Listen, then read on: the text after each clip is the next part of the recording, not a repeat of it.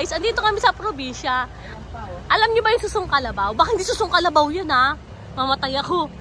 Hello guys, may susong kalabaw. Kakainin ko to. Kasi nung bata pa ako, lagi kami kumakain ito. Susong kalabaw. Baka hindi susong kalabaw to ha. Tapos manigas ako dito. Ay, susong kalabaw nga to. Ito guys, ang susong kalabaw. Susuna, kalabaw pa. Susong kalabaw. Kakainin ko to guys kasi nung bata pa kami, kumakain ako nito. Pero nalimutan ko, bata pa kasi ako nun eh. Susong kalabaw ba to? Ayan, may susong kalabaw. Kakainin namin to guys kasi... Ay, mumukunin yung hilaw. Baka hindi eh. Baka hindi. Paano yung mamatay ako? Ay, tanong mo nga kay Maring Rosa. Ayun o. Ay, magpapatay. Susong kalabaw guys. Kakainin ko to kasi vitamin C to. Ito oh. Vitamin C. Dito kami sa probinsya. Ito yung pisan ko maganda. Dito kami sa probinsya, kumuha ko ng susong kalabaw. Ano to? Susong kalabaw ba to? Ay, hindi ko alam. Kasi tatanungin ko, tapos kakainin ko. Kasi nalimutan ko na yung bata ko, paano kumakain ako nito eh.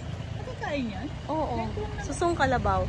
Pero, tatanungin ko sa Nanay Rosa, baka hindi susong kalabaw to. Pero i-open ko siya, check ko muna.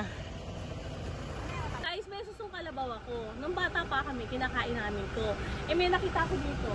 Ngayon, bubuksan ko, kakainin ko. I-check ko muna kung susong kalabaw talaga to. Tatago ko muna. At may hilaw pa nga. Hindi ba ako sigurado? Pero hindi ko sure, bubuksan ko muna.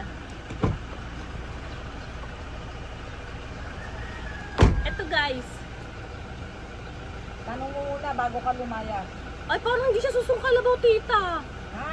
Hindi siya susong kalabaw. Iba yung laman, oh. Ano ba naman talaga? Dapat ang laman niya, yung may black. Yung may buto siya, may buto. May butong itim, tapos black. Oo. Eh, iba to eh. Hindi ko to kakainin kasi baka mamaya matiguh ako dito. Hindi siya susong kalabaw. Susong. Okay guys, bye. Mali. Patay mo na. Hello guys, galing kami ng Kalatagan, Batangas. Hindi ko siya na-vlog.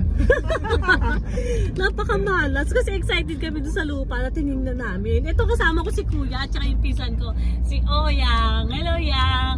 Ano pangalan mo Kuya? Oyi, sa surplasan siya doon sa Molino. Molino 3 sa may tabi ng Jollibee. Doon siya nakadestino, yun ang binabantayan niyang surplasan. Pumunta kayo kay Oyi sa may tabi ng Molino 3 sa Jollibee, sa gilid doon sa may wet and dry. O ayan kuya, nasabi ko na ha.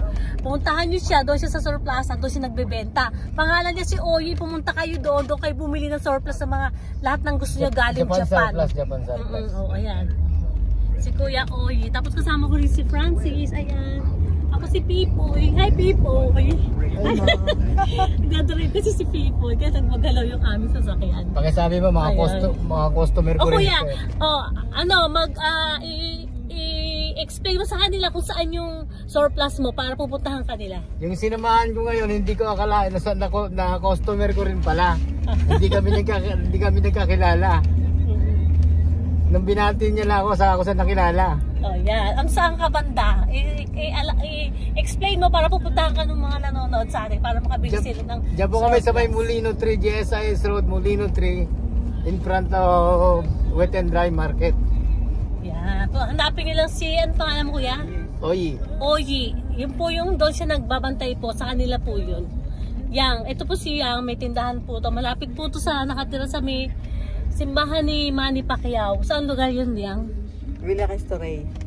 Villa Cristo Rey. Doon po nakatira to si Yang sa may simbahan ni Sir Pacquiao.